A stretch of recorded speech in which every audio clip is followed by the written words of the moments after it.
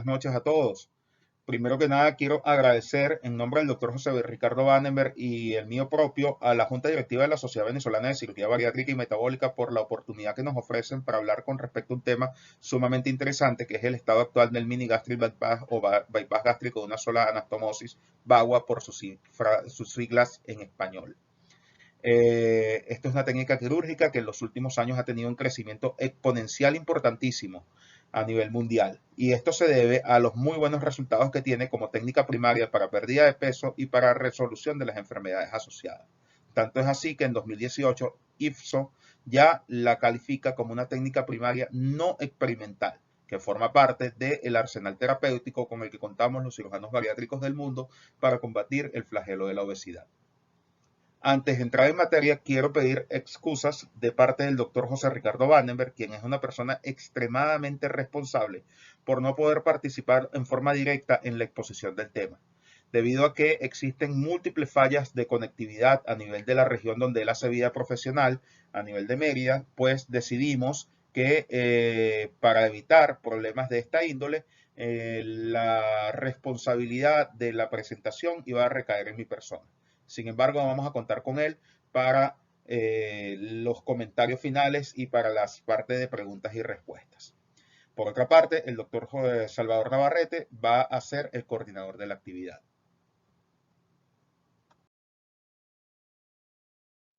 Algo de historia. En el año 1967, el doctor Edward Mason desarrolla por cirugía abierta una técnica de bypass gástrico en la cual él construía una bolsa gástrica que era ancha y corta y tenía una forma totalmente horizontal, lo cual traía como consecuencia la exposición de la mucosa esofágica al reflujo biliar cáustico proveniente del loop yeyunal. Esto trajo o de esto derivó una gran cantidad de complicaciones relacionadas fundamentalmente con el hecho de que este procedimiento induce reflujo y por esto el concepto de bypass fue rápidamente abandonado. Sin embargo, al Dr. Mason se le debe el hecho de haber incluido por primera vez dentro del arsenal terapéutico de la cirugía bariátrica el concepto de una sola anastomosis. Esta técnica fue denominada para su momento Mason Loop Gastric Bypass. Con el paso de los años, el concepto de una sola anastomosis es retomado por el Dr. Robert Rutledge, quien en el año 2001 publica la experiencia denominada mini gastric bypass con los primeros 1.274 casos. Esta experiencia la inició en el año 1997 y fundamentalmente lo que él propone es un reservorio gástrico largo con una anastomosis antecólica de 3 a 5 centímetros aproximadamente, la cual se realiza entre 1,80 m y 220 centímetros desde el ángulo de Treitz. También hace recomendaciones para pacientes particulares, como pacientes superobesos, donde la recomendación es realizar la anastomosis a 250 centímetros desde el ángulo de Treitz, en ancianos y vegetarianos entre 180 y 200 centímetros y en pacientes diabéticos no obesos a 150 centímetros. La técnica tuvo buena acogida y se desarrolló y fue incluso incluida dentro del arsenal terapéutico de otros grupos quirúrgicos. Sin embargo, existe el riesgo teórico de que esta técnica, al igual que la presentada por el Dr. Mason, tenga un porcentaje más elevado de reflujo gastroesofágico producto del loop yeyunal. Y de hecho, en algunas casuísticas se reportó esta complicación de una forma, digamos, relativamente importante. Es por esto que ya para el año 2005, estos dos caballeros, el doctor Carbajo y el doctor Manuel García Caballero, publican este artículo donde van a exponer los resultados de los primeros 209 pacientes con la técnica que denominaron bypass gástrico de una sola anastomosis. Su experiencia comenzó en el año 2002 y fundamentalmente lo que proponen es una modificación técnica o variaciones técnicas para evitar el reflujo gastrobiliar esofágico. ¿Cómo lo hacen? Fundamentalmente esa vieja anastomosis horizontal que proponían anteriormente, pues la cambian a una anastomosis lateral y agregan un mecanismo antirreflujo que consiste simplemente en aplicar el asa biliar a la línea de grapas del reservorio en una longitud de aproximadamente 8 a 12 centímetros, con la finalidad de que esto genere una barrera física que impida de alguna manera el paso de la bilis hacia el reservorio gástrico o por lo menos la minimice. Y de esta manera, pues surge el bypass gástrico de una sola anastomosis, conocido por sus siglas en español como VAGUA y o AGB por sus siglas en inglés. La controversia del nombre a la que se refería el doctor Navarrete al principio surge de que el principio técnico de una sola anastomosis pues, fue aplicado por múltiples grupos a nivel mundial y esto generó que se produjera una importante confusión en términos del nombre en la literatura. Fíjense como por ejemplo en el año 2014 Wei Li lo denomina Single Anastomosis Gastric Bypass y le da las siglas de SAGB. El grupo de Chevalier lo denomina Omega Loop Gastric Bypass y le da las siglas de OLB. Ya conocemos el antecedente del doctor Rules con MGB y el antecedente del doctor Carvajo y García Caballero con VAGUA. Entonces, como vemos, esta gran cantidad de nombres se le adjudican una técnica que el principio es similar en términos de que se practica una sola anastomosis. Es por esto que en el año 2013 se reunió un grupo de expertos y lanza esta publicación tratando de alguna manera, como dice el doctor Navarrete al principio, de concretar una sola forma de dirigirnos o de nombrar esta técnica. Y pues propone que se utilicen ambos términos, mini gastric bypass, bypass gástrico de una sola anastomosis, y a partir de este momento comenzamos a observar estas siglas con más frecuencia a nivel de la literatura mundial para referirse a este tipo de técnicas. El paper de posicionamiento de Ipsos, publicado en el año 2018, no recomienda el uso del término mini, porque dice que mini trae como consecuencia de que se incrementa el riesgo de que el término sea malinterpretado, como que significa que la cirugía en sí es un procedimiento menor, tanto en términos de riesgo quirúrgico como de beneficio metabólico. Y esta gente, Ipsos, recomienda a partir de este momento que se utilicen las siglas OAGB por sus siglas en inglés o VAGUA y que debe ser el identificador a partir de este momento para futuras publicaciones. De alguna manera, el concepto es tratar de unificar el término para referirnos a una técnica quirúrgica que tiene un principio similar y que se puede practicar de diferentes formas, pero con el principio similar de una sola anastomosis. La técnica quirúrgica. Nosotros comenzamos a hacer esta técnica hace aproximadamente unos 9 años. Tuvimos la oportunidad de viajar a Málaga en el año 2009 y conocer personalmente al doctor García Caballero y después lo vimos en el Congreso acá en Venezuela y comenzamos a indagar en esta técnica y de la mano del doctor Navarrete pues desarrollamos la técnica y vamos a mostrar más o menos cómo la hacemos nosotros de una manera muy breve para no prolongarnos en el tiempo. Lo primero que hacemos es con la separación hepática con una pinza fija que se coloca a nivel del pilar izquierdo del diafragma. Posteriormente hacemos la disección Roma del ángulo de His, como lo hacemos también en el bypass gástrico en IDERRUX, para poder liberar esta zona con fines de ayudar a realizar de una forma más simple el último disparo del reservorio gástrico. Posteriormente, vamos a trabajar a nivel de la curvatura menor del estómago. La técnica original del doctor Carvajo y del doctor García Caballero dice que el primer disparo horizontal que se debe realizar en este tipo de bypass gástrico debe hacerse aproximadamente 1 o 2 centímetros por debajo de la pata de ganso, con la finalidad de preservar estos nervios. La otra forma o el otro punto de referencia que podemos tomar en consideración es el tercer vaso de la curvatura menor para realizar este disparo. Existen dos maneras de hacerlo. Como vemos en el video, puede ser perigástrico, haciendo una disección delicada y pequeña a este nivel, con la finalidad de abordar la transcavidad de los epiplones por esta vía. Y la otra forma es hacerlo desde la paraflasia, dirigiéndonos hacia lo que sería el tercer vaso de la curvatura menor del estómago.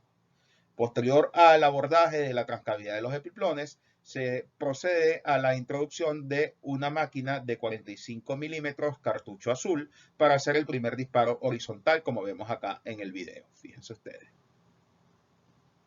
Allí se ve ya el primer disparo horizontal que, como pueden ustedes notar, es muy distinto al que realizamos en el bypass gástrico en IDERRUX, ya que nos está dando un reservorio sumamente largo. A continuación, se procede a realizar el primer disparo ascendente con una máquina azul de 60 milímetros, la cual vamos a colocar a nivel del reservorio calibrándola con una bujía de 34 French. Fíjense ustedes, introducimos la bujía primero antes de realizar el disparo y hacemos que el reservorio sea tubular, bastante pegado a la bujía, que es uno de los principios técnicos que demanda esta técnica quirúrgica. Es muy importante hacerlo de esta manera. Fíjense cómo queda un bypass con un reservorio largo y tubular.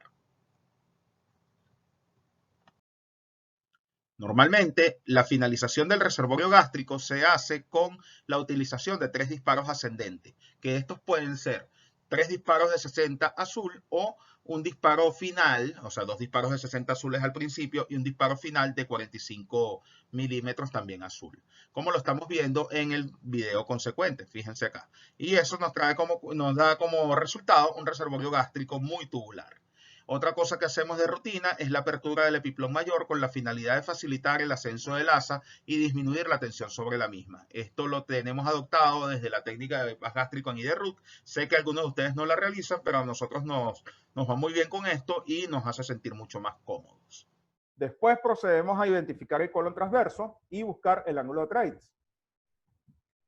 Ascendemos ese colon transverso y buscamos el ángulo de Treitz para comenzar o iniciar la medición del asa biliar en este caso. Acá podemos observar cómo identificamos rápidamente el ángulo de Treitz, posteriormente vemos la vena mesentérica inferior y una vez que estamos completamente seguros de que estamos allí, comenzamos con la medición que la técnica estándar que nosotros realizamos dice que es a 200 centímetros del ángulo de Treitz donde vamos a realizar la anastomosis. Con esto hay bastante variabilidad y lo vamos a discutir un poquito más adelante, puesto que Carbajo y García Caballero recomiendan que se debe hacer entre 250 y 300 centímetros, y hay otros que dicen que no se deben superar los 200 centímetros porque se transformaría en un procedimiento extremadamente malabsortivo que puede traer consecuencias deleterias al paciente más adelante. Después vamos a hacer la creación de lo que se denomina el mecanismo antirreflujo, donde podemos observar que aplicamos el asa a los 2 metros de distancia con 8 centímetros más o menos, medimos 8 centímetros desde el inicio del primer disparo ascendente, para que ahí es donde vamos a hacer el punto inicial de esta aplicatura.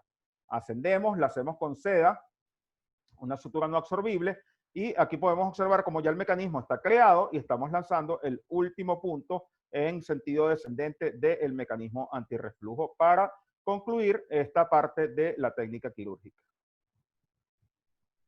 Aquí ven el reservorio gástrico tubular que les comentaba y aquí tenemos como el asa queda totalmente vertical a el reservorio gástrico de manera de que se genera ese mecanismo antirreflujo que propone García Caballero y el doctor Carbajo en su trabajo original.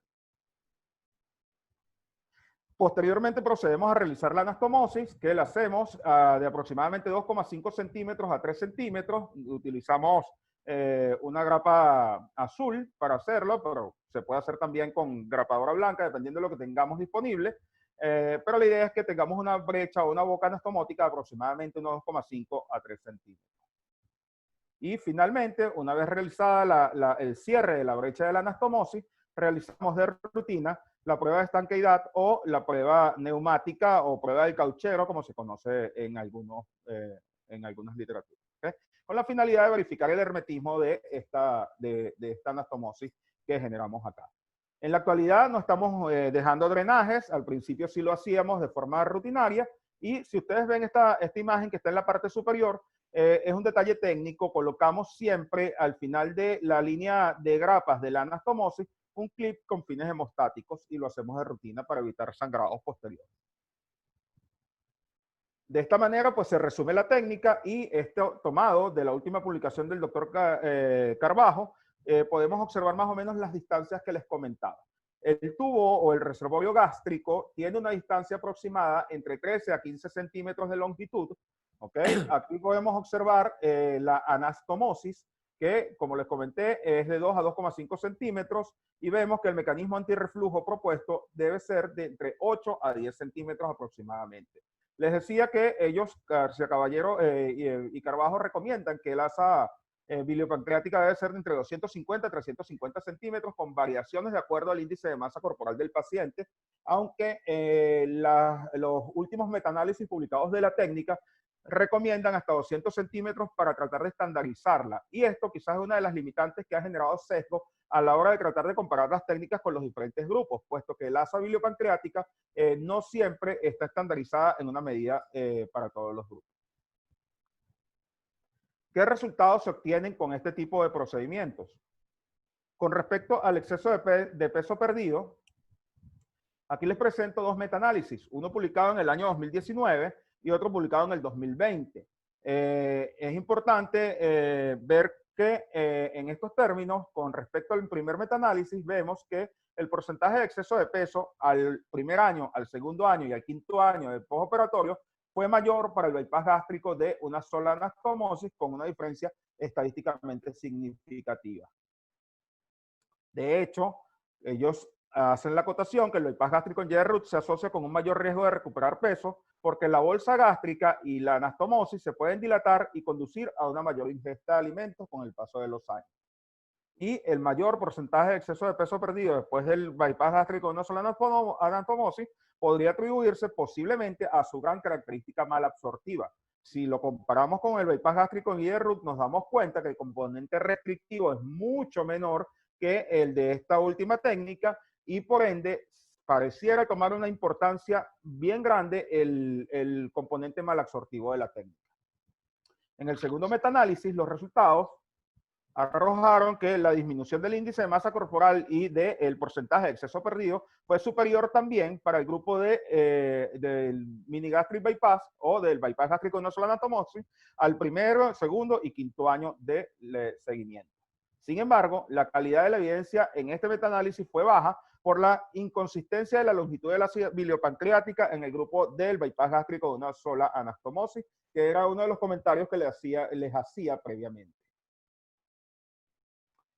Aquí vemos otro metaanálisis un poquito más viejo del año 2018, donde se compara el bypass gástrico de una sola anastomosis con el JRUT en términos de las comorbilidades.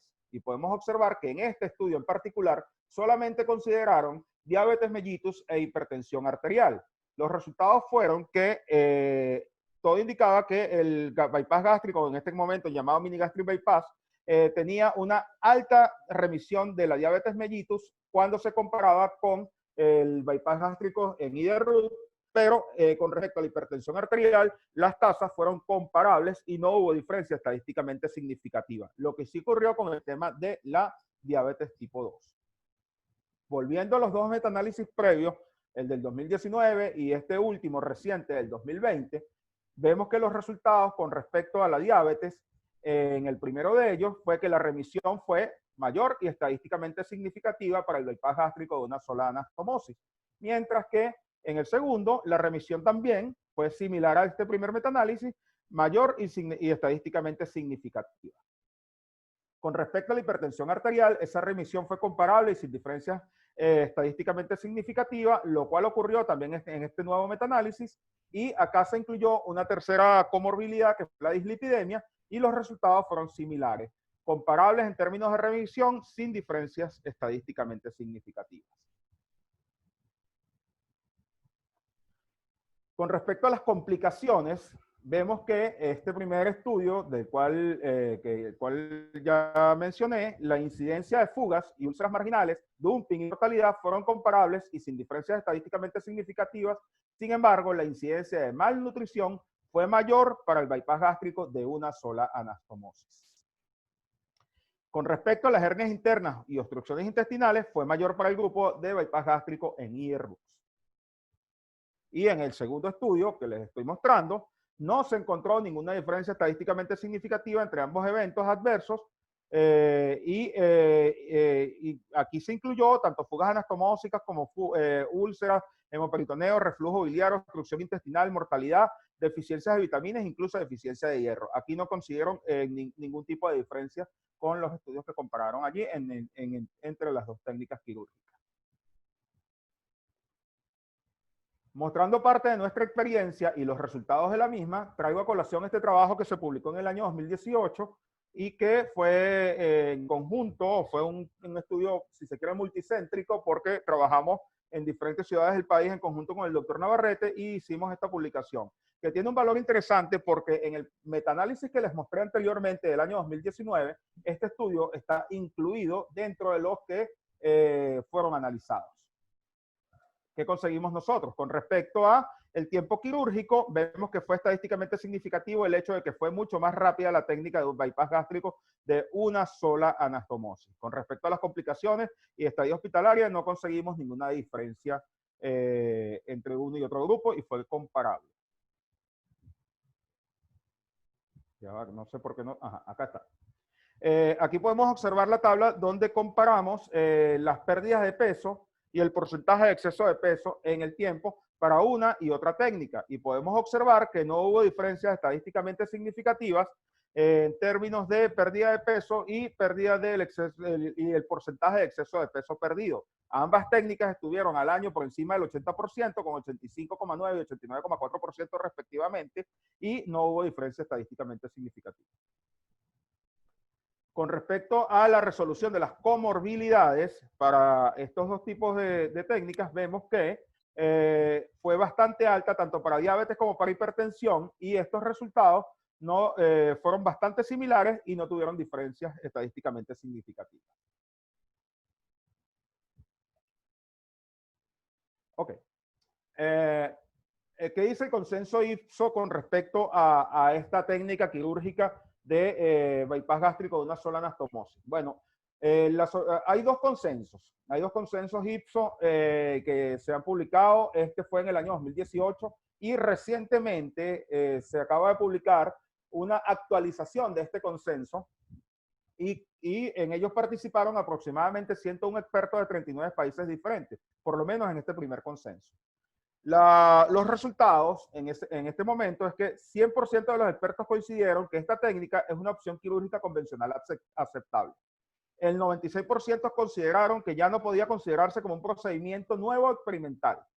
El 96% de los expertos consideraron que no representa riesgo de cáncer gástrico. Esto es una de las cosas que siempre se ha debatido mucho con respecto al bypass gástrico de una sola anastomosis, que incrementa el riesgo de padecer cáncer gástrico. Y bueno, fíjense que en este consenso del 2017, pues los expertos estuvieron de acuerdo con el hecho de que no es así. El 91% de los expertos consideraron que no representa riesgo de cáncer esofágico tampoco. 94% de los expertos consideró que la construcción de la bolsa gástrica debe comenzar en la porción horizontal de la curvatura menor, alejada, para lograr un tubo gástrico largo que ayude a combatir el reflujo gastroesofágico. El 81% consideró que el uso rutinario de una técnica o suturas antirreflujo era innecesario. A pesar de esto, nosotros, particularmente en nuestro grupo, seguimos utilizando la descripción de Carbajo y García Caballero del mecanismo antirreflujo, porque nos parece que ayuda no solamente el mecanismo, sino que hace que el contenido que viene de la asa biliar vaya en una forma mucho más directa hacia la asa alimentaria y esto ayuda muchísimo en términos de la digestión del paciente. Este es el otro consenso, este es el nuevo, este fue publicado hace unos meses atrás y es como una expansión del anterior, donde se incluyeron 56 expertos más de 16 países distintos y ellos concluyen que el bypass gástrico de una sola anastomosis es efectivo en una amplia gama de pacientes obesos, las preocupaciones de mayor riesgo de cáncer son infundadas.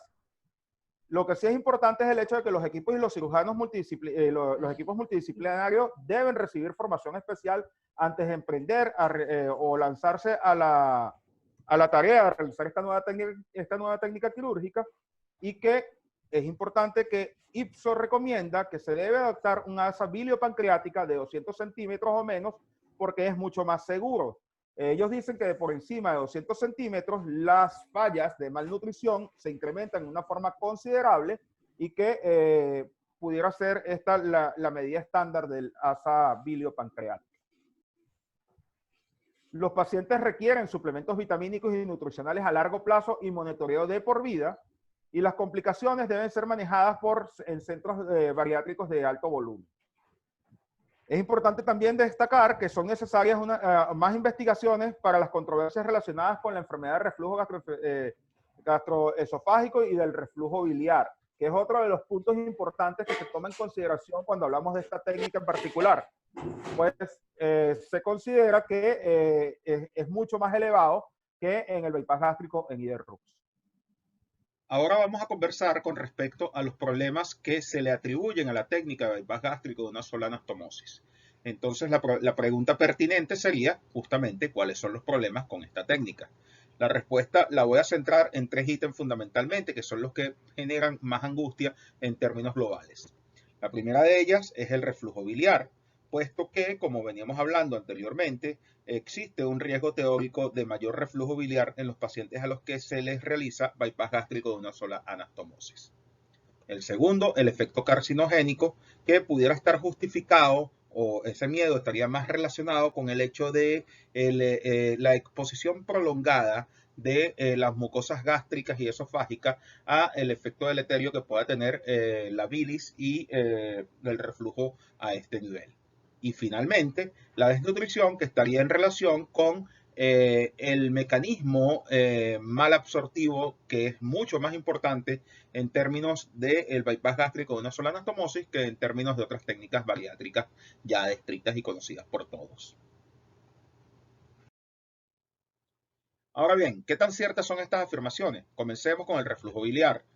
Fíjense, en el año 2016 sale esta publicación en la cual todos los pacientes que están incluidas en la misma son pacientes con bypass gástrico de una sola anastomosis y a ellos se les realizó gammagrafía. La conclusión del estudio es que la presencia de bilis es frecuente en el reservorio gástrico, más no en el esófago. El mismo año se publica un trabajo también en pacientes con bypass gástrico de una sola anastomosis, un poco más complejo, ya que a estos pacientes se les realizó manometría de impedancia de alta resolución y monitoreo de impedancia de pH en 24 horas. El resultado es que no se observó compromiso de la función de la unión gastroesofágica y no se incrementó el riesgo de reflujo gastroesofágico. Quizá la limitante de estos estudios puede ser el volumen de pacientes que están incluidos en el mismo. Sin embargo, a pesar de esto, considero que es un buen punto de partida para comenzar a investigar al respecto y que ya existe un lineamiento que nos va mostrando hacia dónde va encaminado el resultado en estos términos. Este metaanálisis publicado en el año 2018 y al cual ya hice referencia anteriormente, comparando bypass gástrico de una sola anastomosis y bypass gástrico en IDERRUC, concluye que no existen diferencias estadísticamente significativas entre ambas técnicas cuando hablamos de reflujo gastroesofágico. Y este trabajo más nuevo que les estoy presentando acá, comenta o hace una comparación de la frecuencia de reflujo biliar en el bypass gástrico de una anastomosis con el bypass gástrico en IDERRUX. Y la conclusión es que los resultados en términos globales son muy similares y no hay diferencias estadísticamente significativas entre ambas técnicas al hablar de la frecuencia del reflujo biliar. Esto es un trabajo bien interesante que quizá tiene la misma limitante que los que mencioné anteriormente con respecto a el volumen de pacientes incluidos. Sin embargo, desde el punto de vista metodológico, por ser un estudio de cohorte, está bastante bien realizado y nos puede dar, a pesar de la pequeñez de la muestra, una validez interesante desde el punto de vista de lo que significa el reflujo biliar en estos pacientes. En el año 2018, el paper de Ipso con respecto al mini gastric bypass o bypass gástrico de una sola anastomosis concluye que el reflujo biliar reportado es bajo y no parece ser un problema mayor, pero representa un riesgo teórico.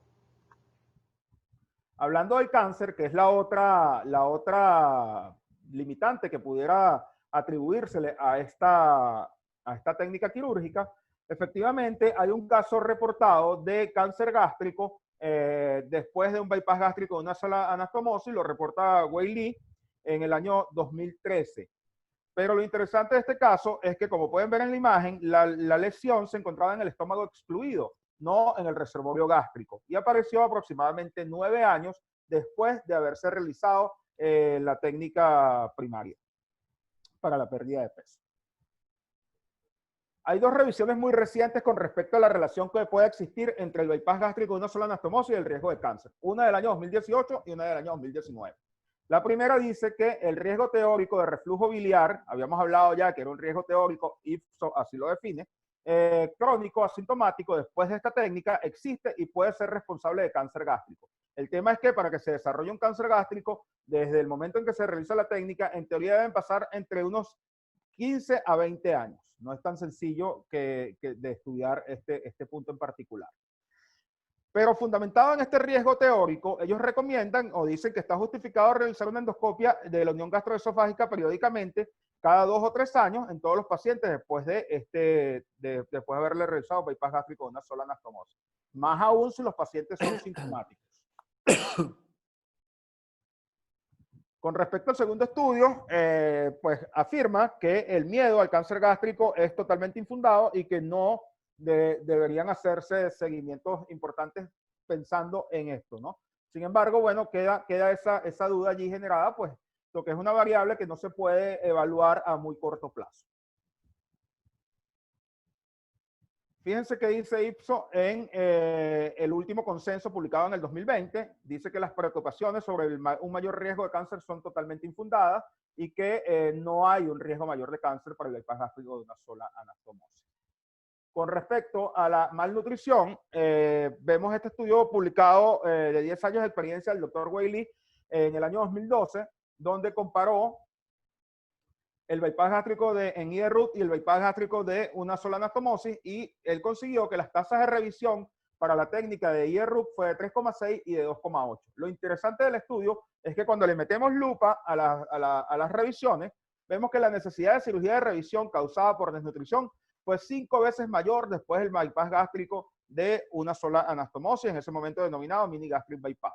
Esta es la relación, 0,2% para la IDRUT y 0,9% para el de una sola anastomosis. ¿Qué dice este metaanálisis recientemente publicado en el año 2019 con respecto a esto? Dice que los niveles de malnutrición fueron significativamente mayores para el bypass gástrico de una sola anastomosis, pero que es difícil de medir, puesto que no existe una estandarización en la longitud de la asa biliopancreática y que esto definitivamente puede traducirse en mayor o menor mala absorción dependiendo de la cantidad de asa biliopancreática que se decida dejar o que cada grupo decida dejar. O sea, es difícil de estandarizar. Bueno, con esto yo quería dejarles claro más o menos dónde está en la actualidad el bypass gástrico de una sola anastomosis, presentarles la técnica para que la conocieran. Sabemos que ya no es una técnica experimental, tiene a cada día más adeptos a nivel mundial, cada día crece la cantidad de gente y la cantidad de grupos que la desarrollan en todas partes del mundo. Quería desmitificar un poco los grandes 3 mitos que hay con relación a esta técnica y dejar claro de que no es tan así, que la evidencia científica que existe en la actualidad, pues de alguna manera nos dice que no es tan alta la cantidad de reflujo gastroesofágico como se creía, ni es tan importante la probabilidad de que el paciente tenga un cáncer gástrico relacionado con esta técnica, y que lo de la malnutrición sí es un punto a tomar en consideración y que debe el paciente ser vigilado en una forma muy cercana durante el postoperatorio para evitar que estos pacientes se desnutran. Con ese punto en particular, el doctor Carbajo, en el trabajo que publicó en el año 2017, dice que los únicos pacientes de su estadística que tuvieron una malnutrición proteica importante fueron aquellos que no se apegaron a el estricto sistema de seguimiento que ellos llevan y que no cumplieron con las normas recomendadas desde el punto de vista de suplementación nutricional y proteica para estos pacientes. Bueno, quedo a la disposición para cualquier duda y espero haber estado a la altura de ustedes. Muchísimas gracias. Muchas gracias, José León. ¿Puedes salir de la pantalla compartida? Estoy en eso, dame un segundo. Ok. Bueno, se abre el derecho de palabra. Mientras estuvo, gracias a José León por esta brillante exposición. Realmente hiciste una actualización de tanto de la historia, la técnica, como de toda la controversia que se ha generado en torno a esta técnica, y probablemente esto es lo que ha hecho y ha permitido que la técnica se haya llegado para quedarse y cada día se está haciendo más en el mundo. Yo creo que está alrededor del 10 o el 12% de todos los procedimientos que se hacen en el mundo, porque se ha desmistificado todos esos problemas que tú acabas de citar. Efectivamente, es el 14% aproximadamente el porcentaje de realización de la técnica del mundo. Sí, qué bueno. Se presentaron 4 preguntas en el chat que te las voy a, yo las fui contestando. Si el asa se ascendía isoperistáltica, le dije que sí, que el reflujo en el paper nuestro era una contraindicación para la selección de los casos. Es decir, cuando nosotros hicimos el trabajo, que era un prospectivo comparativo con el IDE-RUX, los casos que tenían esofagitis por reflujo en endoscopia se excluyeron de la serie, de manera que eso pudiera ser un sesgo, pero nosotros consideramos que dado que el paciente siempre tiene reflujo, hay reflujo gástrico, no hay duda, pues, por más que uno hace el mecanismo antirreflujo, siempre hay algo de bilis en el estómago, pero eso no es oncogénico. Pero si el paciente tiene un Barrett y el paciente tiene esofagitis por reflujo, eso es, para nosotros es una contraindicación. Hemos visto pacientes, nosotros tenemos en esa serie un caso, o sea, 1% de reflujo biliar, que no es estadísticamente significativa porque ese grupo, digamos, son 100 y 100, pero efectivamente hay un poquito más de reflujo y ustedes lo deben haber visto, y lo que se hace en estos casos cuando son intratables hay que convertirlos a IDE-RUX. A IDE-RUX, no hay duda. De hecho, un comentario breve con eso. Cuando tú revisas las recomendaciones finales de IPSO con respecto al bypass gástrico de una sola anastomosis, sí, definitivamente dicen que está contraindicado de alguna manera en los pacientes que tienen esófago de Barrett o enfermedad de reflujo gastroesofágico, y en ese caso tú deberías considerar mejor hacer una cirugía como la IDE-RUX hasta que no tengamos una, digamos, una mejor estadística, una mejor casuística, esté mejor estudiado esto. Es la recomendación que hace IPSO con respecto a eso. Y totalmente de acuerdo contigo, cuando tenemos pacientes que hacen reflujo en nuestra casuística, que estaba conversando con el doctor Vandenberg hace rato, debemos tener aproximadamente ya casi 800 pacientes operados entre Mérida y Barinas con esta técnica quirúrgica, y ya gracias a Dios pronto vamos a presentar el trabajo con ustedes en la sociedad, si Dios quiere, en el próximo congreso. Creo que tenemos solamente 2 casos en esos 800 casos que hemos tenido que convertir por reflujo sintomático importante a IDE-RUX. En el momento en que los conviertes, desaparece totalmente la sintomatología. Sí. Tiene el derecho de palabra, gracias José León, el derecho de palabra José Carmone y luego el doctor Saab. Bienvenido, José. Gracias. Te felicito, José León. Excelente conferencia y presentación. Pues yo tengo varias dudas, ¿no? Una es cuando tú, o sea, yo siempre he pensado, o bueno, creo que es la realidad que esta cirugía es malabsortiva. Sí. Al menos es su principal mecanismo de acción. No sé si me equivoco, ¿no? Pero me sorprende cuando veo que la distancia del asa biliopancreática es de 200 centímetros, o sea, de 2 metros. Y yo creo que la mayoría de nosotros hace un bypass gástrico y deja 50 centímetros de asa biliopancreática y 150 centímetros de asa alimentaria. Entonces, un mini bypass gástrico comparado con un bypass, no sería como hacerlo a 2 metros, no sería como hacer un bypass más relajado en cuanto a restricción. Y eso definitivamente no impactaría los resultados a largo plazo. Esa es la primera pregunta. No sé si quieres que te dé las otras dos o quieres ir respondiendo. No, es que tengo problema con esas varias preguntas a la vez. Vamos a ir respondiendo una por una. José, saludos. Sí, bueno, efectivamente, fíjate que de hecho, cuando tú lo mides o lo ves desde el punto de vista que tú lo planteas, son, digamos, malabsorciones similares en términos de longitudes, ¿no? Sin embargo, lo que nosotros hemos visto es que existe mucha discrepancia con respecto a cuál es la estandarización correcta o cuál debe ser la longitud real de la asa biliopancreática en el bypass gástrico de una sola anastomosis.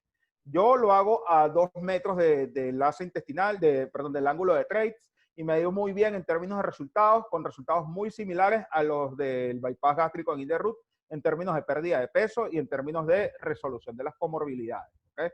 Sin embargo, cuando tú lees los trabajos como por ejemplo de Carbajo y García Caballero, ellos dicen que es a 2,50 metros o incluso hasta 3 metros. ¿Ok? Y lo mismo dice Rutledge con los pacientes súper obesos. ¿Ok? Bueno, y de hecho, en nuestra experiencia personal, cuando los pacientes son súper obesos, no les dejamos 2 metros. Podemos subir incluso hasta 3 metros en términos de longitud. ¿Qué pasa allí en términos de malabsorción? Bueno, yo creo que una de las cosas que ocurre a largo plazo es que la exclusión en la IDRUC de la asa alimentaria a largo plazo sabes que vuelve a absorber cosas que se habían dejado de absorber al principio, y esto no ocurre en el bypass gástrico de una sola anastomosis porque el asa alimentaria es el asa común. No sé si me explico. Y sí, quizás eso por ahí pueda ir el tema fundamentalmente, por qué los resultados del VAGUA, a pesar de que esa exclusión es similar, pudiera de alguna manera ver que son superiores en algunos estudios o en algunas comparaciones, ¿no? Voy a añadir un par de comentarios, si me lo permiten. Y yo también luego de ti, Salvador. José, esta es una técnica que tiene un componente restrictivo importante, aunque Carbajo diga que es malabsortivo solamente. Ese reservorio gástrico, cuando nosotros presentamos el paper, nosotros lo calibramos y eso tiene una capacidad de 50 mililitros.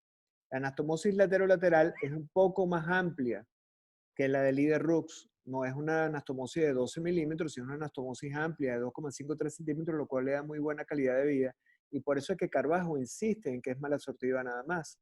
Pero eso tiene un componente restrictivo. Todos estos pacientes te dicen que están saciados, que no pueden comer más de 60 o 90 cc. Eso por un lado. Después, por otro lado, la medición desde el ángulo de trace son 200 centímetros. Eso hay consenso. Chevalier, Weijie, todos. Y Carbajo ha reculado en su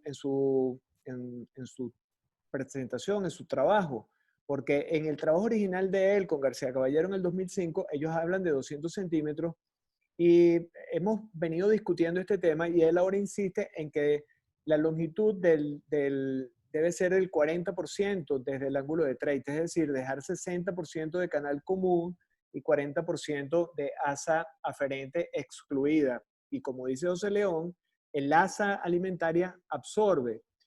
Se ha encontrado que el asa alimentaria también tiene un componente de neoglucogénesis intestinal que pudiera ayudar al componente metabólico.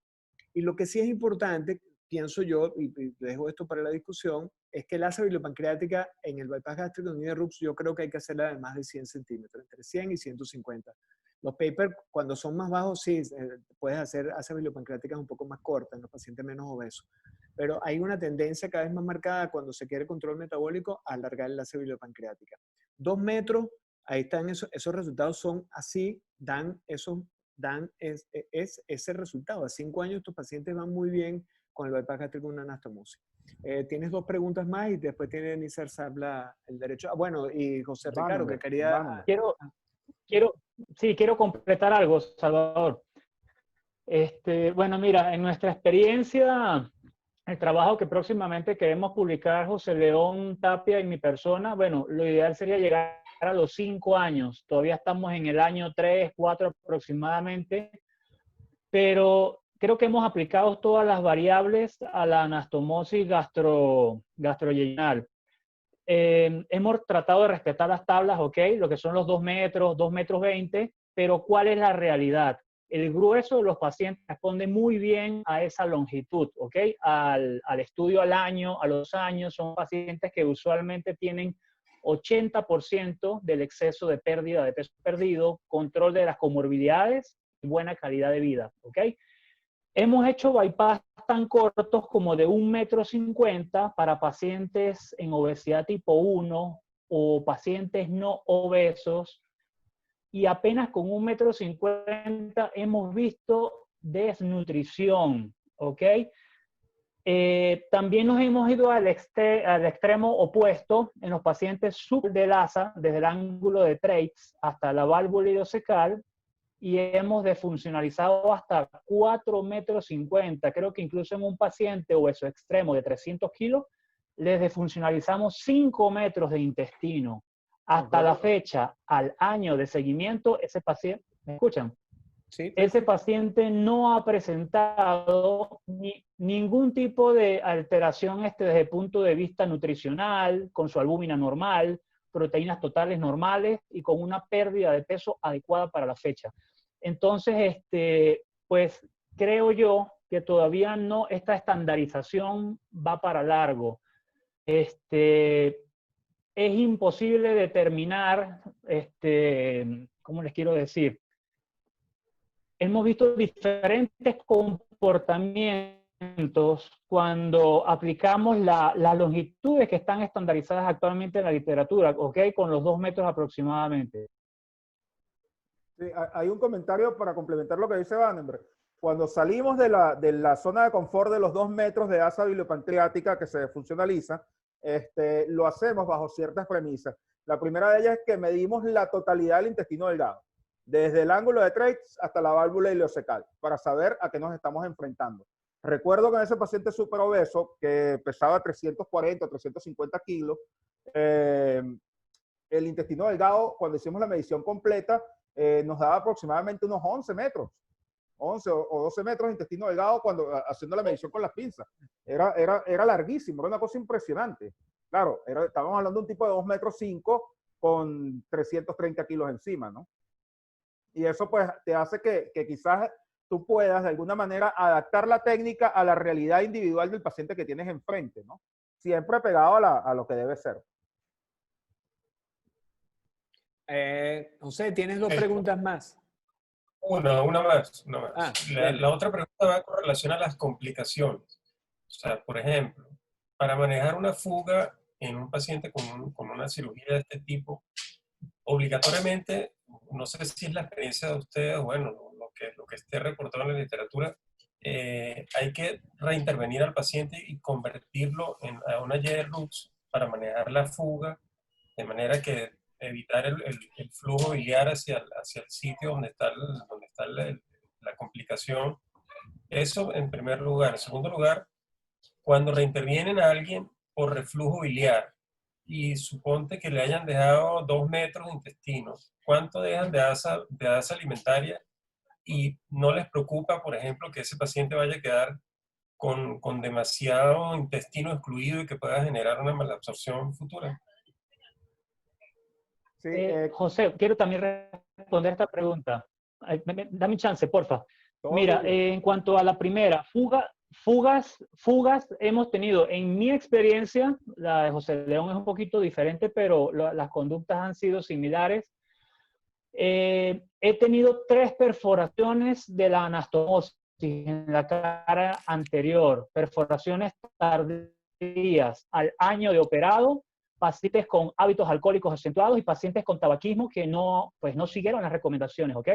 Fueron 3 abdómenes agudos quirúrgicos perforativos. Los 3 se resolvieron de la misma manera, ¿ok? Laparoscopia diagnóstica, rafia primaria. No hicimos más nada. Fue suficiente con hacer una rafia primaria, manejo de drenaje, alimentación. A todos les colocamos sonda nasoyeyunal distal a la anastomosis y se manejaron súper bien. La otra pregunta que hiciste, nos preocupa convertir una Y que el paciente se desnutra. A mí particularmente no me ha preocupado para nada. He tenido 3 casos de conversión de VAGUA a Y y los 3 han sido por la misma causa, que ha sido reflujo biliar. Doctor, cada vez que ingiero una bebida alcohólica, cada vez que consumo grasas, cada vez que intento consumir azúcar, tengo reflujo de bilis, pacientes con peso normal, índice de convertido a Y, aproximadamente unos 20, unos 30, hasta unos 40 centímetros más abajo de la gastroyeyuno, y el comportamiento en los 3 ha sido exactamente el mismo, reganancia de peso. Los pacientes ya no sienten los síntomas digestivos, ya no sienten el reflujo biliar, comienzan a tomar otra vez bebidas alcohólicas, bebidas azucaradas, empiezan a comer más porque se sienten mejor.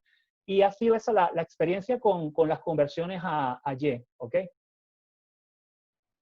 Yo particularmente, cuando él dice que mi precio ha sido un poquito diferente, es porque La complicación que yo he tenido en mi experiencia con esto fue una fuga a nivel de la gastroentero, y yo sí la convertí allí de una vez, justamente para hacer lo que tú dices, José, evitar el paso de la bilis por el sitio de la rafia primaria. ¿Cómo me fue con esa paciente? Mira, vamos a tener que comprar una botella de whisky, sentarnos a echarte ese cuento porque eso dan ganas de llorar. Pero al final salió todo muy bien. Al final salió todo muy bien. Claro, tú tienes que contextualizar algo, ¿no?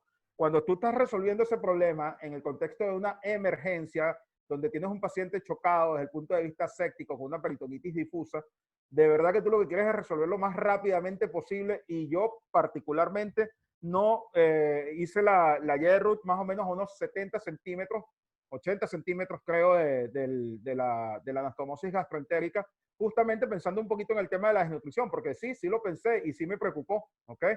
Gracias a Dios la paciente salió muy bien y la recuperación fue buena, fue bastante buena en términos globales, ¿no?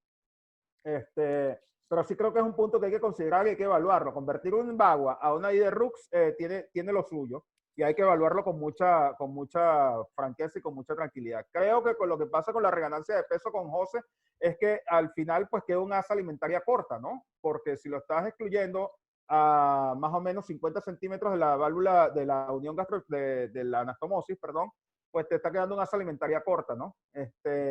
Y bueno, el paciente al tener un bypass que es complaciente en términos de que es una anastomosis más grande, come más, hay un poquito menos de restricción, pues sí pienso que puede haber reganancia de peso en estos casos. No he tenido esa experiencia, es la del doctor Vandenberg, a mí particularmente me ha pasado una sola vez y es el caso que te acabo de comentar. José, no pasa nada. O sea, si tienes 3 metros de canal común, dejas el asa alimentaria de 1 metro o menos. Hemos convertido IDRUX de VAGUA con 200 centímetros en una paciente con 38 índice de masa corporal. Hubo que convertirla porque estaba desnutrida y tenía reflujo biliar. Y lo que hicimos fue acortar el asa biliopancreática. Cortamos parte del asa biliopancreática y la metimos en la alimentaria. Y la biliopancreática la dejamos de 1 metro y la pegamos a 1 metro de la gastroentero. O sea, lo puedes hacer de manera más sencilla, como que fuera un simplificado, y lo subes arriba, lo anastomosas a los 2 metros de biliopancreática siempre y cuando tengas 3 metros de canal común y te dejas la longitud de la alimentaria que tú desees. Con 3 metros y medio, es decir, todos los trabajos de reganancia de cirugía donde hay reganancia de peso, tratas de dejar al menos 400 centímetros de asa alimentaria, es decir, de asa alimentaria con canal común. Tiene la palabra Nisar Saab, luego Keylor Acosta y luego la doctora González. Hola, saludos, buenas noches. Felicitaciones, José Leonardo, excelente tu presentación. Bueno, Salvador y todos me conocen que yo soy pro de la bypass de una sola anastomosis, y yo llevo mucho tiempo realizando bypass. Comencé haciendo VAGUA, hoy en día estoy haciendo técnica de Rutledge, ya no estoy haciendo VAGUA. Al hacer técnica de Rutledge se utiliza un poco más de grapa. La primera grapa no se usa sobre la curvatura menor, y no es paralela, sino que entras perpendicular, o sea, entras mirando hacia paralelo al píloro. Haces un reservorio que va a ser como una L al final. Y la anastomosis no es una lateral, sino es una terminolateral. ¿Por qué me puse a hacer Rutledge? Porque las complicaciones del VAGUA son, en cuanto tú verticalizas el asa y tratas de hacer la anastomosis lateral, muchas veces, si no tienes experiencia, perforas. Yo tuve 2 pacientes complicados, perforados. Gracias a Dios se pudieron solventarse, las convertí rápidamente en IDRUX y no hubo más problemas desde ese punto de vista. Pero hoy en día yo estoy haciendo el mini bypass, el de Rutledge, la técnica de Rutledge más que la técnica de VAGUA. Es mucho más rápida. Desde el punto de vista de complicaciones, que es lo que nos preocupa a los cirujanos bariatras, la anastomosis yo la hago de 30 milímetros o 45 milímetros. La restricción no es un punto importante en este tipo de cirugía, y es lo que yo le digo a todo el mundo. Desde el punto de vista restrictivo, si tú haces una buena técnica quirúrgica en el postoperatorio, la complicación sangrado puede ser, pero tiene menos complicación que el bypass gástrico en IDRUX. No hay una anastomosis restrictiva. El reservorio, aunque dice Salvador que es pequeño, el paciente come mejor en mini bypass gástrico que en bypass gástrico en Jeder-Rux. Y al comer mejor, la calidad de la comida, que es la proteína, su pérdida de peso no es expensa, no hay una emaciación, o sea, no hay una sarcopenia, como muchas veces vemos en el bypass gástrico en Jeder-Rux.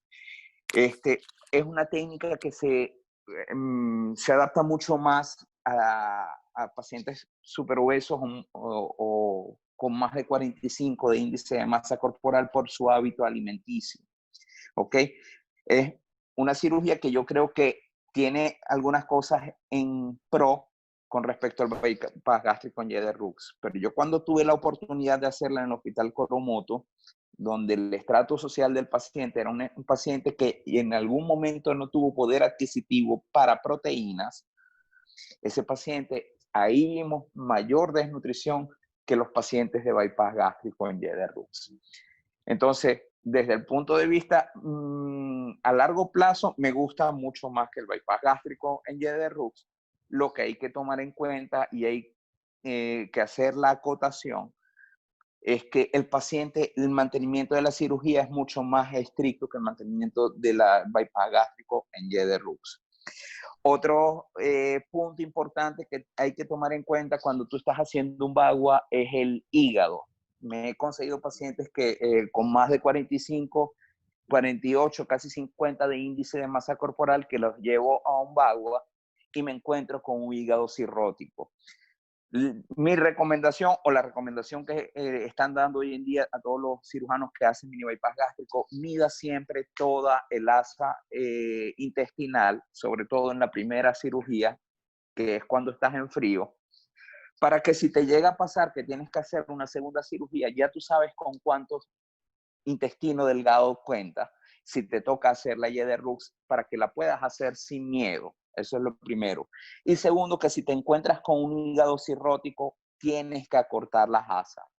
En las veces que yo me he conseguido con hígados cirróticos, no hago una asa biliopancreática mayor a 1,50 o 1,60 m, por la parte de la desnutrición proteica en un hígado que ya está comprometido. Entonces, lo que hacemos es tomar biopsia hepática para documentar el grado de cirrosis de esos pacientes y lo llevo a mini bypass gástrico, pero con asas biliopancreáticas de hasta 1,5 m, 1,50 m, 1,60 m como máximo.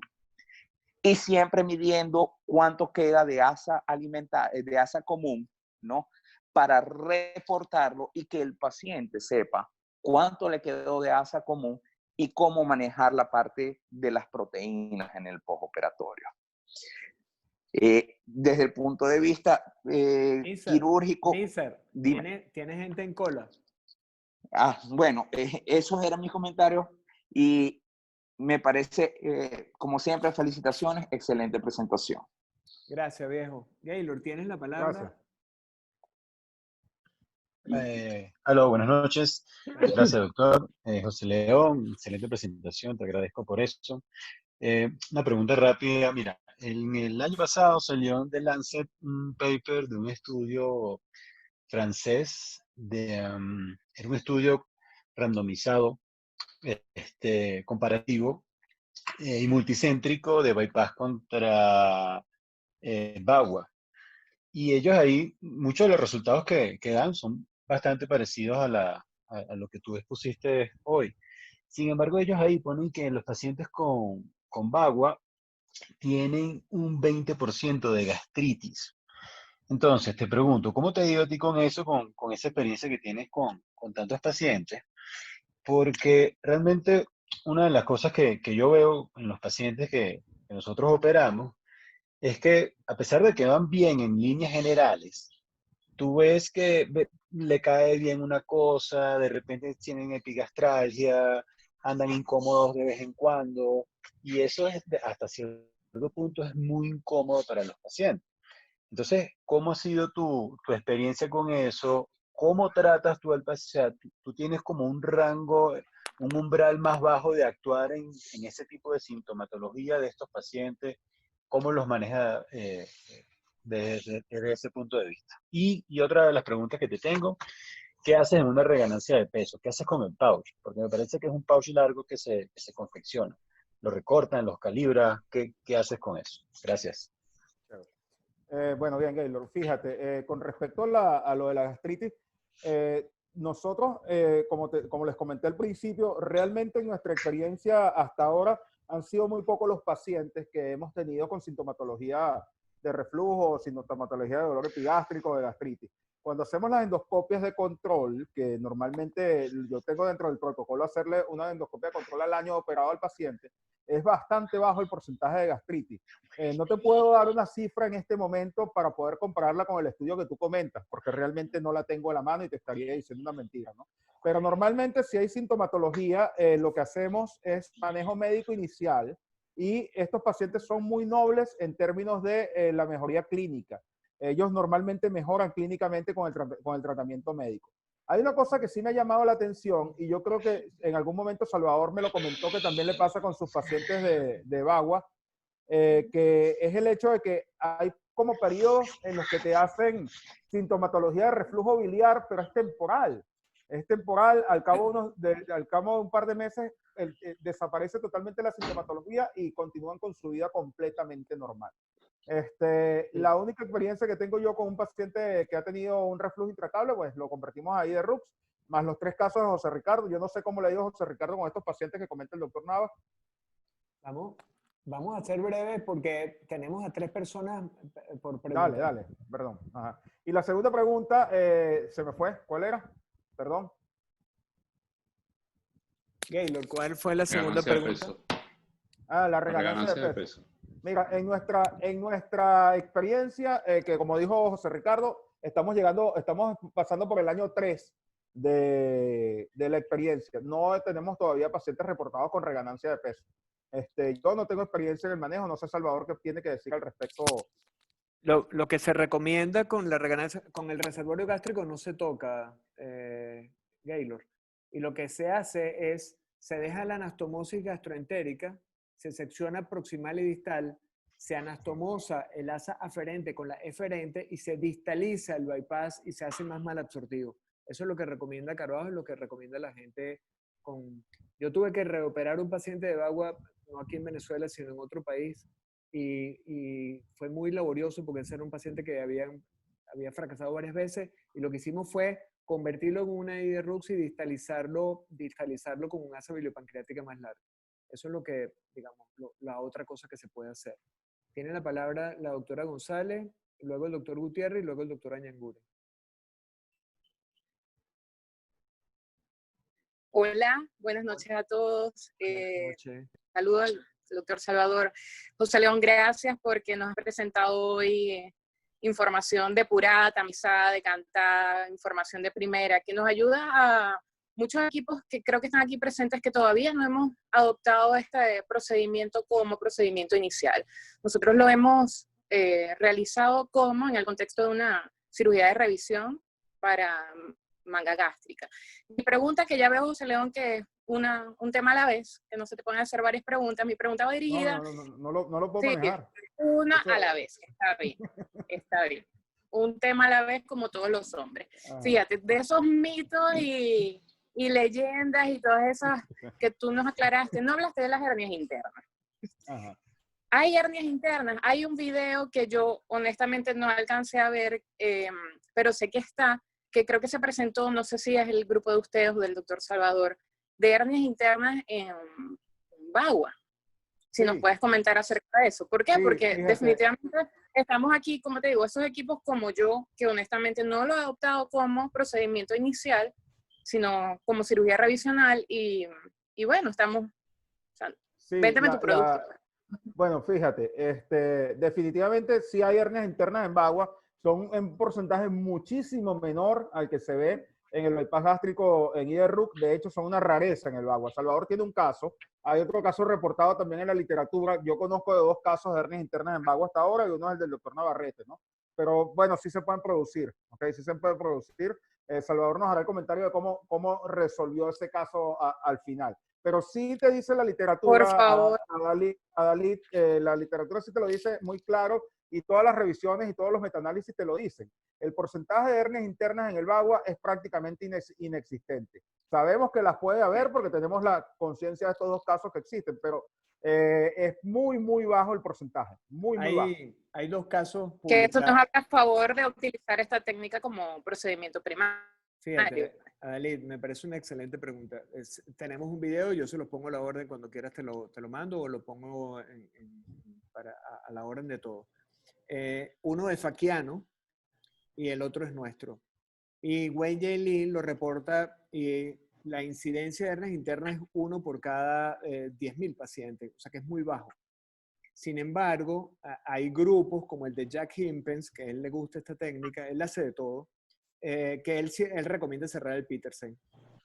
Alguien me preguntó cuando presenté esto en algún lado que por qué yo no cerraba el Petersen si se podía producir hernias internas. Bueno, porque realmente no se justifica, porque además clínicamente el comportamiento es completamente diferente. Es un paciente que hace molestias abdominales intermitentes, pero no hace lo que hace la hernia interna en el IRUS, que hace necrosis y gangrena del intestino y tiene la morbilidad.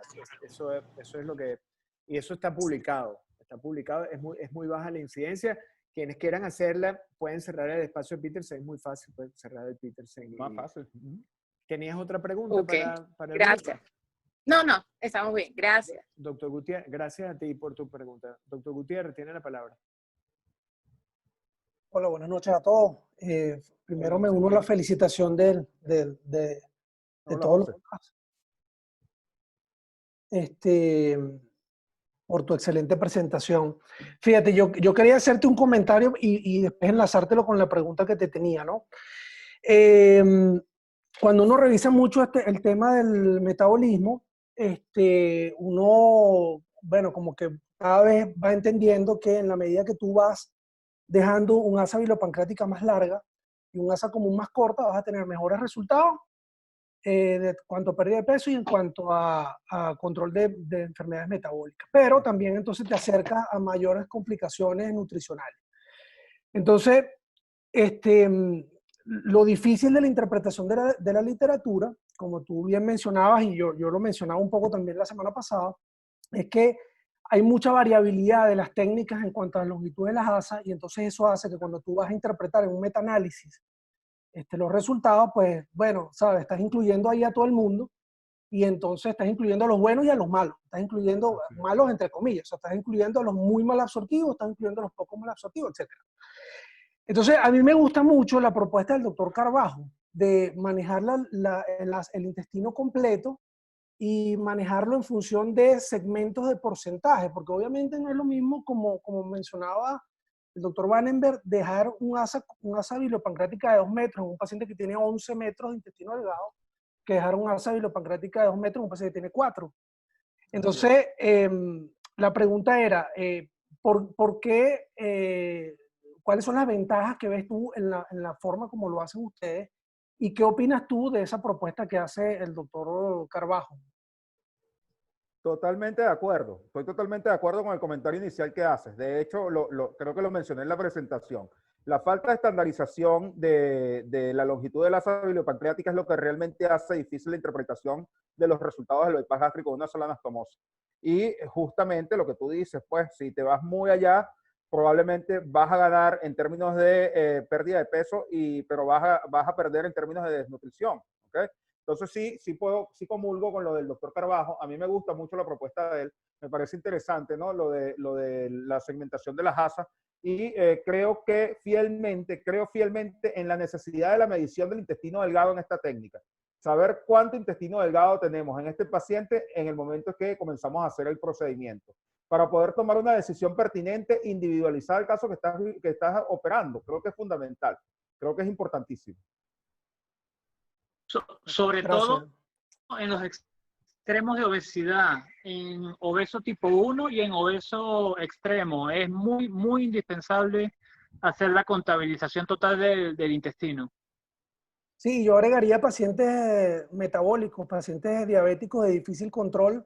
También tienes que irte al extremo de que ahí es donde yo creo que la investigación en cuanto a los porcentajes nos puede ayudar en cuánto porcentaje de su longitud de intestino es suficiente para un buen control metabólico y baja probabilidad de problemas nutricionales.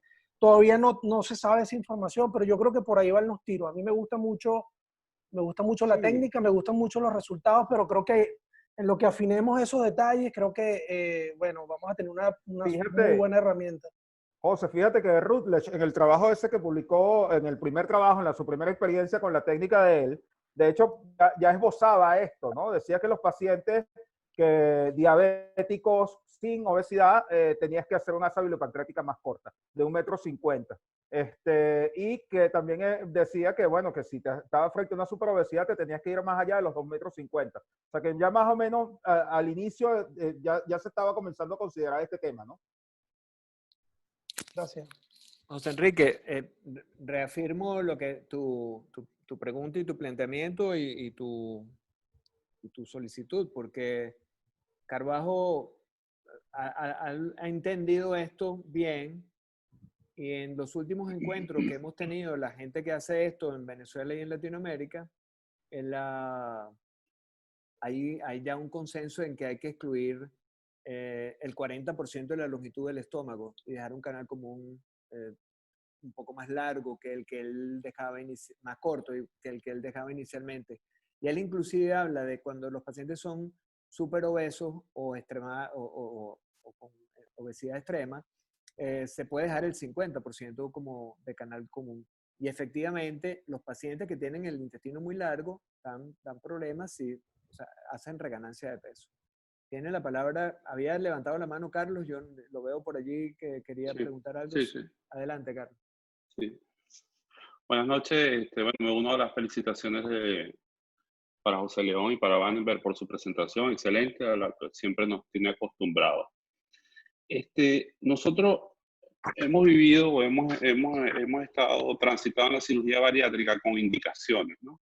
Hacemos manga gástrica en un grupo de pacientes, hacemos JRUX en otro grupo de pacientes. El bypass de una sola anastomosis es una técnica mundialmente aceptada ya y estadísticamente tiene mejores resultados desde el punto de vista metabólico comparado con el bypass en JRUX. José León, yo te pregunto, ¿esta cirugía viene a sustituir a la JRUX? O sea, la indicación es, me llega un paciente a la consulta con indicación de bypass en JRUX, tú le dices una vez, no, la cirugía con mejores resultados del Bagua. O sea, esa es mi inquietud, ¿no? Esta cirugía es un arsenal terapéutico bariátrico, pero como que viene a sustituir a la JRUX. No, yo creo que el Bagua no viene a sustituir a nadie. Yo creo que el Bagua viene a ampliar el arsenal terapéutico para el paciente obeso y el paciente con problemas metabólicos. Creo que el Bagua es una alternativa más que vamos a tener disponible allí, pero que es una cirugía primaria y que se le puede ofrecer de entrada a cualquier paciente con obesidad. ¿A quién tú se lo harías, José León? ¿A quién tú se lo harías? O sea, ¿cuál es tu indicación? En este momento de mi vida profesional, yo estoy prácticamente casado con la técnica y estoy más o menos como un 99% a 1 en relación a la IDRUX. Antes hacía mucha IDRUX. ¿Okay? Pero veo que es factible hacérselo a cualquier persona. Pero la pregunta no es a quién hacérselo. Yo creo que la pregunta hay que plantearla es a qué paciente no hacerle un Bagua. Y yo creo que por ahí vienen los tiros. ¿Okay?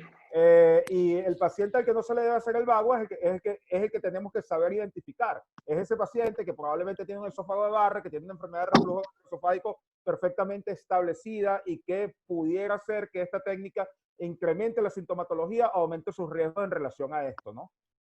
Fíjate, Carlos, voy a responderte yo la pregunta, porque, digamos, tú sabes que yo soy un fiel defensor de esta técnica. Yo creo que si el paciente no tiene reflujo y tiene problemas metabólicos, el paciente debe excluirse del duodeno y debe hacerse un bypass. Si tiene reflujo, hay que hacerle IDRUX, porque hemos visto que estos pacientes que tienen mal el esfínter esofágico inferior, terminan teniendo una incapacidad con el reflujo biliar. Entonces, hay mucha controversia con respecto al tema del reflujo. Los que defienden el vago ultranza, que yo no soy uno de ellos, no les importa si el paciente tiene reflujo, y hay los trabajos controversiales de Tolone y del grupo griego.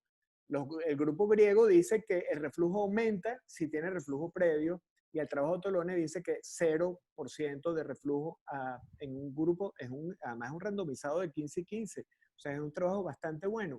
Sin embargo, como nosotros tuvimos un caso de reflujo biliar y lo tuvimos que convertir y fue un dolor de cabeza porque además estaba malnutrida, yo creo que hay que tener consideraciones con la técnica.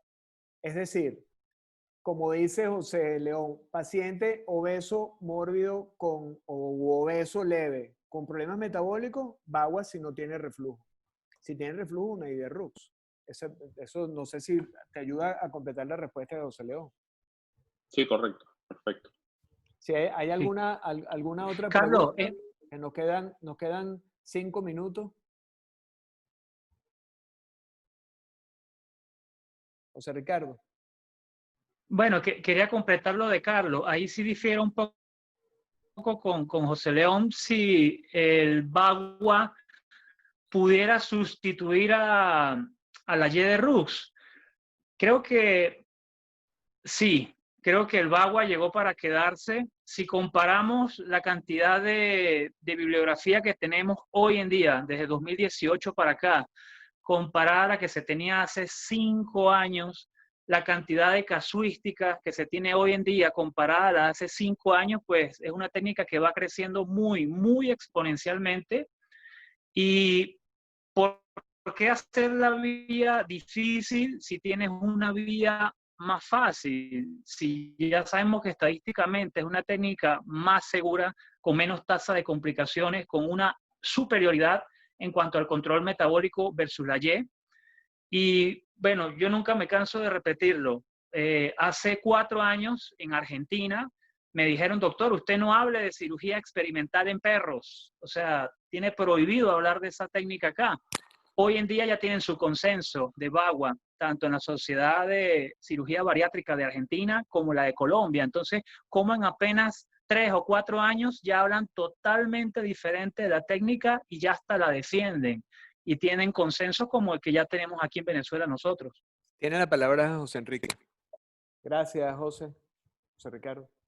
Sí, yo quería también agregar, creo yo, y corríjanme los que tienen experiencia haciendo la técnica, que también debemos tomar en consideración la capacidad de seguimiento que tenemos con el paciente. Yo creo que la misma razón por la que muchos de nosotros hacemos poco suizo duodenal antes de que surgiera el Bagua era porque la capacidad de seguimiento que tenemos de los pacientes es limitada y esos son pacientes que hay que seguirlos muy de cerca para su manejo nutricional. El doctor Navarrete creo que lo comentaba, o José León, no me acuerdo, que los casos que el doctor Carbajo comentaba que tenía con desnutrición eran los pacientes que no se apegaban al seguimiento. Y entonces, más allá de que, bueno, de que es una excelente técnica que puede ser superior al bypass en algunos casos, hay que considerar la capacidad del paciente de asumir su cirugía y su control, su responsabilidad como paciente bariátrico, la capacidad económica de comprar las vitaminas y los suplementos nutricionales y la capacidad de cercanía como para poder hacerle seguimiento, que bueno, creo que debe ser más estrecho que el que le hacemos normalmente a un paciente con manga o con bypass. Entonces creo que, como decía José León, creo que viene a complementar el armamentario, pero también hay muchas consideraciones donde debemos, bueno, no tomar el Bagua como la primera opción porque, bueno, puede ser delicado también esos casos puntuales. Sí. ¿Alguna otra pregunta antes de finalizar?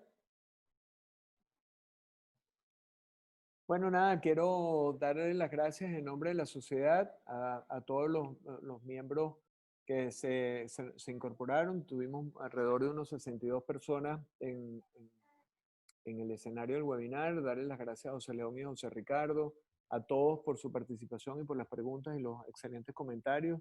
Yo creo que esta técnica llegó para quedarse. Yo creo que complementa el armamentario terapéutico que tenemos para los pacientes bariátricos y lo importante es que se estandarice la técnica para que podamos tener una data reproducible y lo que propone José Enrique de medir la longitud de las asas y darle la proporción exacta, yo creo que va a ser la tendencia tanto latinoamericana como mundial, porque ya hay cada vez más gente haciendo esta técnica, como bien dijo José Ricardo. Bueno, no nos queda más nada por esta noche. Los invitamos para la semana que viene, para el webinar del miércoles que viene. Es un webinar muy interesante, donde vamos a romper un poco el academicismo. Van a estar 2 mujeres de la sociedad hablando sobre la mujer bariátrica, la mujer en la cirugía bariátrica. Y también queremos invitarlos, le pasaremos esto por el chat al Congreso Nacional de ABESO, donde tendremos participación algunos de los miembros de la sociedad, entre ellos José Enrique y yo. Carlos Anderson también. Que tengan una feliz noche todos y muchísimas gracias. Hasta mañana. Gracias, muchas gracias. Chao, Nos vemos. gracias.